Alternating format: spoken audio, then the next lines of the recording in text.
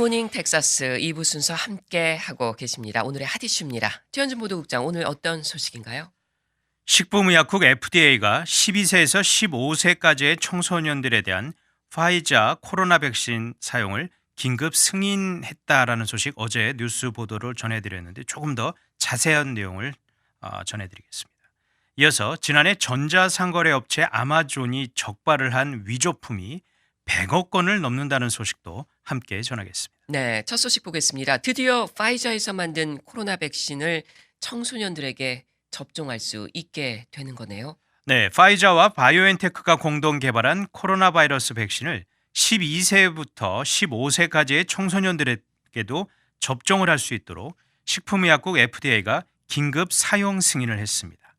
FDA 공식 성명을 통해 이런 발표를 한 건데, 이번 조치로 더 어린 연령층의 인구가 코비드-19로부터 보호받게 됐다라고 제닛 우드코 FDA 국장 직무대행이 공식 발표를 했습니다. 네, 그러니까 이번 긴급 승인 이전까지는 이 해당 연령대 청소년들이 백신 사용 대상이 아니었다라는 거죠. 그렇죠.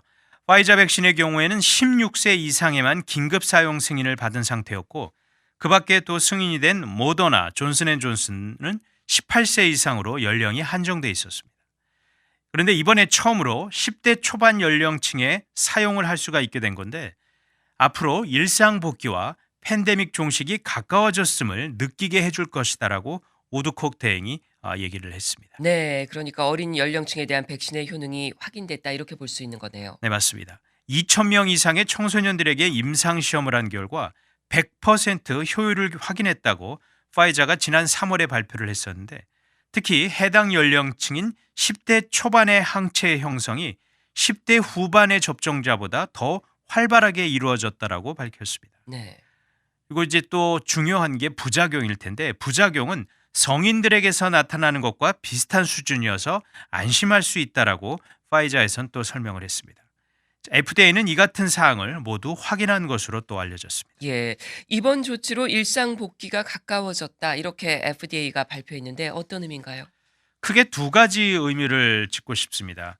우선 교육 정상화 부분인데요. 이번 조치로 10대 초반 청소년들의 백신 접종이 진전이 되면 중학교까지 대면 수업을 재개하는 계획이 탄력을 받게 됩니다. 바이든 행정부는 학교 문을 다시 열 수 있도록 코로나 검사 등 관련 예산 100억 달러를 투입하겠다고 이미 밝힌 상황입니다. 또한 학생들의 방과 후 활동도 코로나 사태 이전처럼 활발하게 이루어질 수 있을 것으로 또 기대를 모읍니다. 네. 자, 청소년층 백신 접종에 갖는 두 번째 의미는 인구 대다수가 항체를 가져 감염병을 무력화시키는 집단 면역 부분일 텐데요.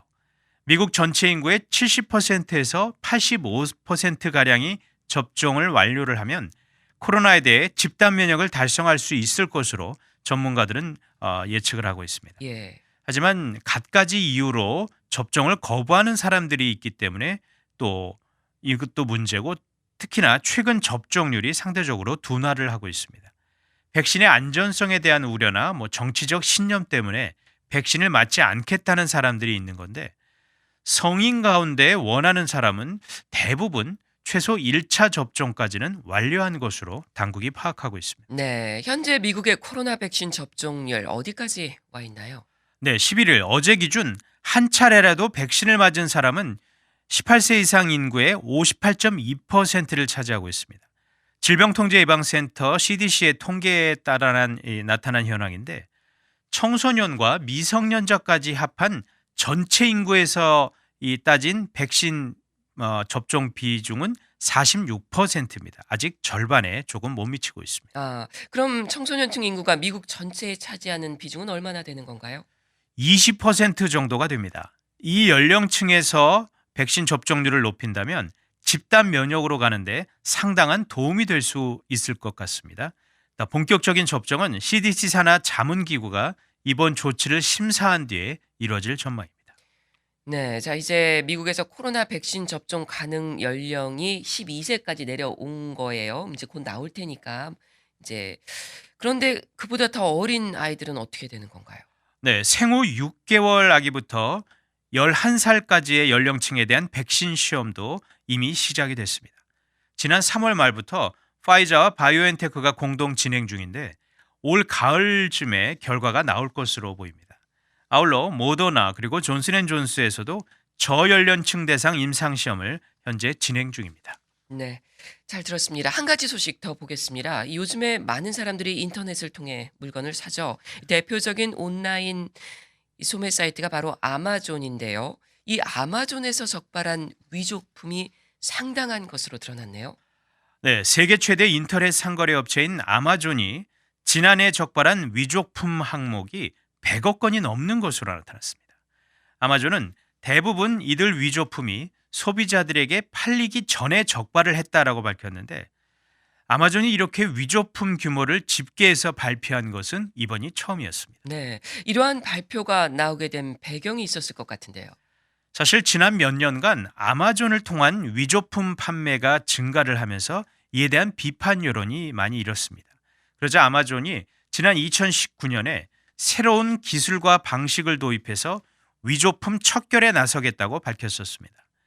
위조 상품이 거래될 경우 기업의 실적과 이미지를 실추시킬 수 있다는 이유에서였는데 약 2년 만에 이런 구체적인 수치가 나오게 된 것입니다. 네. 아마존은 어떻게 해서 이 많은 위조품을 찾아낼 수 있었던 건가요? 우선 기계학습 기술을 도입을 해서 컴퓨터가 자동으로 위조품으로 의심되는 항목을 판별을 해서 삭제하게 했습니다. 또한 각 브랜드 회사가 아마존에 올라온 이 위조품 항목을 직접 지울 수 있도록 했는데 사실 그전에는 회사 측이 위조품을 발견을 해도 아마존에서 처리해 줄 때까지 기다려야만 했습니다. 네. 아마존은 지난해 위조품 적발을 위해 약 7억 달러 정도를 투입을 했고 여기에 투입된 인원만 10,000명에 달한다고 밝혔습니다. 아. 자, 아마존에서 어떻게 이렇게 위조품이 거래될 수 있었던 건가요? 아마존은 제조회사로부터 직접 물건을 받아서 파는 방식이 있고 또 제3자 판매자, 즉 외부 판매자를 위한 마켓 플랫폼이라고 하죠. 즉 이걸 판매 통로로도 운영을 하고 있습니다. 바로 이 제3자 판매자 방식을 통해 위조품들이 주로 유통이 되는 것으로 나타났습니다. 아마존은 지난해 자사 물류 창고에서 200만 건이 넘는 제품을 판매 전에 적발을 해서 폐기를 했다라고 밝혔는데 이런 노력들을 통해 아마존의 전체 판매 상품 가운데 위조품과 관련된 소비자 불만 신고는 0.01%에도 미치지 않았다라고 아마존에서 밝혔는데 사실은 뭐 여기에 대해서도 조금 의심은 갑니다. 네. 그런데 지난해 수치를 보면 위조품 판매 시도가 아주 많았어요. 네. 무려 100억 건이 넘는데 원래 이렇게 위조 상품이 많았던 걸까요? 그건 아닌 것 같습니다. 아마존에서는 지난해 적발한 위조품 판매 시도는 전년보다 약 67% 정도 증가한 수치라고 밝혔는데 아마존은 지난해 코로나 바이러스 사태로 온라인 쇼핑이 워낙 증가를 하면서 웹사이트를 통해 위조품을 판매하려는 시도도 늘어났다라고 설명을 했습니다. 네. 이 온라인 위조품 거래 아마존만의 문제는 아닐 것 같은데요. 그렇습니다. 온라인 쇼핑이 늘어나면서 온라인 상거래 사이트들에서 각종 위조 또 사기 행위가 증가를 하고 있는데 이에 대처하기 위한 법안도 제출이 됐습니다. 공화당 빌 캐시디 의원과 민주당 딕 더빈 의원이 공동 발의한 법안으로 인폼 소비자 법안이라는 이름이 붙었습니다.